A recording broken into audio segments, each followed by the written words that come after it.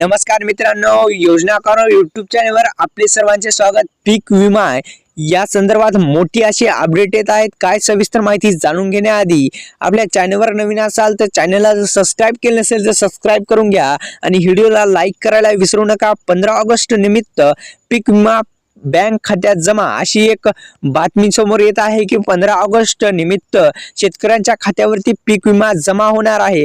पहा काय सविस्तर माहिती पाहू। पंतप्रधान पीक विमा योजना आणि या योजनेअंतर्गत खरीप हंगाम 2023 अंतर्गत भाग घेतलेल्या शेतकऱ्यांच्या खात्यावरती पैसे जमा होणार आहेत।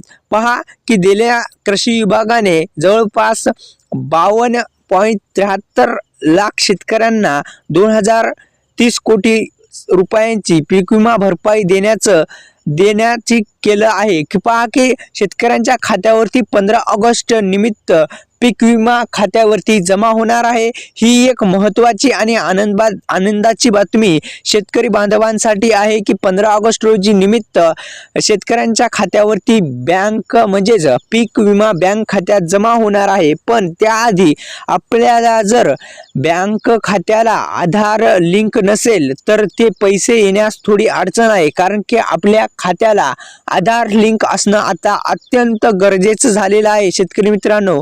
कारण की जर आपल्या बँकेला आधार लिंक नसेल बँकेला तर आत्ताच करून घ्या, कारण की नसेल तर आपण पोस्टाचं सुद्धा खातं काढू शकता 7 ते 8 दिवसात किंवा 4 ते 5 दिवसात आधारला ती बँक लिंक होत असते। हे एक महत्त्वाचं आहे की शेतकऱ्यांना काय आता पाहू की विमा भरपाईची वितरण स्थिती काय आहे जाणून घेऊ। जानेवारी अखेर या लाख शेतकरी 39.58 लाख शेतकऱ्यांना 2.43 कोटी रुपयाचा वितरित करण्यात येणार आहेत। म्हणजेच एवढे पैसे जे आहेत 2243 कोटी रुपये वितरित करण्यात येणार आहेत। ही एक महत्त्वाची बातमी आहे। 1000 रुपयापेक्षा कमी विमा भरपाई रक्कम असलेल्या शेतकऱ्यांसाठी 1.33 लाख शेतकरी त्यांच्यासाठी स्वतंत्र नियोजन सुरू करण्यात आलेलं आहे। म्हणजे त्यांच्यासाठी नंतर जे पैसे आहेत ते देण्यात येणार आहेत।